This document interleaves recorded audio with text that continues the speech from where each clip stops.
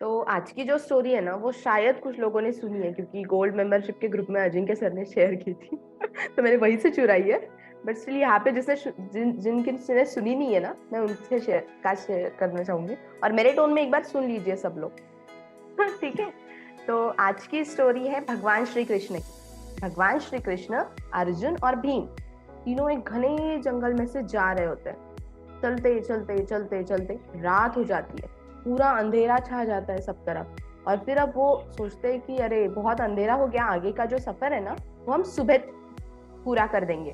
तो अभी थोड़ा सा आराम कर लेते हैं। तो अर्जुन बोलता है हमें आराम तो करना पड़ेगा, पर अंधेरा बहुत है तो जंगल में राक्षस और अ, प्राणी वगैरह भी हो गए तो फिर कैसे होगा ना।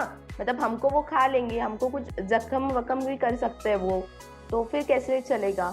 तो फिर भीम बोलता है मैं एक काम करता हूँ, आप दोनों सो जाओ, मैं रखवाली करता हूँ। तो भीम बोलता है, ऐसे बोलता है तो श्री कृष्ण जी बोलते हैं नहीं, अगर तू रखवाली कर देगा तो फिर रात भर आगे जो हमें सफर पूरा करना है वो कैसे कर पाएगा, तू तो थक जाएगा ना रात भर अगर रखवाली करेगा। तो हम एक काम करते हैं, हम तीनों भी ना 3-3 घंटे करके ना आराम करते और रखवाली भी करते हैं। मतलब अभी क्या करते हैं, हम दोनों सो जाते हैं, बोले श्री कृष्ण जी और अर्जुन सो जाते हैं और भीम रखवाली करता है। तो फिर भीम का जो काम है वो शुरू हो जाता है। भीम बहुत ही कड़ी पहरेदारी करना शुरू कर देता है और ये दोनों आराम से सो जाते हैं भीम के भरोसे। फिर क्या होता है, एक छोटा सा चींटी इतना जो राक्षस होता है ना वो आता है और भीम के पैर को बहुत जोर जोर से मारता है। फिर भीम को तो पता नहीं चलता है, भीम तो बहुत बड़ा होता है, वो राक्षस इतना चींटी इतना होता है ना। तो फिर क्या होता है, ऐसे करते करते वो राक्षस भीम को बहुत जोर जोर से चिल्ला के बोलता है कि देख मैं तुझे मार दूंगा। तो फिर भीम को ना आवाज आती है, हाँ कोई तो है जो मुझे आवाज दे रहा है। फिर भीम नीचे देखता है और फिर वो चींटी इतना जो राक्षस होता है वो बोलता है मैं तुझे मार दूंगा, और वो हंसता है। वो भीम बोलता है तू इतना चींटी इतना है, तू क्या मुझे मारेगा। भीम अपनी गदा लेता है और धड़ाम उसके ऊपर मारता है। फिर क्या होता है, वो राक्षस जो इतना होता है ना वो थोड़ा बड़ा हो जाता है, उसकी डबल साइज हो जाती है। फिर भीम को और गुस्सा आता है क्योंकि वो राक्षस और चिढ़ा रहा होता है भीम को कि देख मैं तुझे मार दूंगा, मैंने बोला था ना। तो फिर को भीम को बहुत गुस्सा आता है और भीम उसे और मारता है और मारता है, मतलब गुस्से से बहुत बहुत बार मारता है और वो राक्षस डबल डबल डबल डबल होते बहुत बड़ा हो जाता है और भीम इतना हो जाता है। और अब वापस हंसने लगता है भीम के ऊपर, देख मैंने तुझे बोला था ना कि मैं तुझे मारूंगा, अब तो मैं तेरे इतना हो गया, अब तो मैं आसानी से तुझे मार सकता हूँ। पर क्या हो जाता है, ये समय में जो भीम के 3 घंटे होते हैं ना वो खत्म हो जाते हैं। तो भीम अभी बोलता है अर्जुन उठ जा, तू तेरा काम शुरू हो गया, मैं तो सोने वाला हूँ। फिर भीम सो जाता है और अर्जुन काम पे लग जाता है। अर्जुन बोलता है अब ये राक्षस तो भीम इतना हो गया, अब मैं इसे कैसे मारूंगा, तो मेरे तीर से मैं इसे मारूंगा।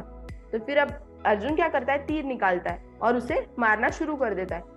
मारता है, फिर वो राक्षस और बड़ा बड़ा बड़ा बड़ा होते चला जाता है और राक्षस बहुत बड़ा हो जाता है। और अब अर्जुन जो है ना वो चींटी इतना हो जाता है, वो कंटिन्यूसली उसे मारते रहता है बट तो भी राक्षस बड़ा हो जाता है और अर्जुन बहुत छोटा हो जाता है, चींटी इतना। अब अर्जुन सोचता है कि अब मैं इसे कैसे मारूंगा। तो ये सब करते करते ना अर्जुन के जो 3 घंटे होते हैं ना वो भी खत्म हो जाते हैं। और अब अर्जुन क्या करता है, श्री कृष्ण भगवान को उठाता है, भगवान जी आप उठिए और आप ही हैंडल कीजिए अब ये राक्षस को, मैं तो सोने वाला हूँ। अब क्या हो जाता है, श्री कृष्ण जी चींटी इतने और वो राक्षस बहुत बड़ा है। तो कृष्ण जी तो नींद में से उठते हैं और उनका काम क्या होता है कि ये दोनों सो रहे हैं, मुझे पूरी पहरेदारी करनी है।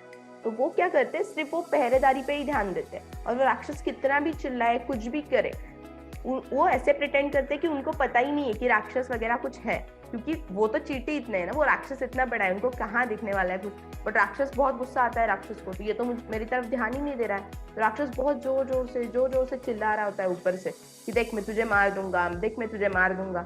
कृष्ण भगवान जी तो कुछ ध्यान ही नहीं देते, वो अपनी अपनी चीजों में ही व्यस्त होते हैं, वो इधर उधर घूमते हैं, पहरेदारी करते हैं, वो ध्यान ही नहीं देते। फिर राक्षस को बहुत गुस्सा आ जाता है, फिर राक्षस क्या करता है, उसकी तलवार लेता है और जोर से कृष्ण भगवान के ऊपर चलाता है। फिर कृष्ण भगवान जी साइड में हो जाते हैं और साइड में हो जाने के बाद ना उनको वो तलवार लगती ही नहीं है।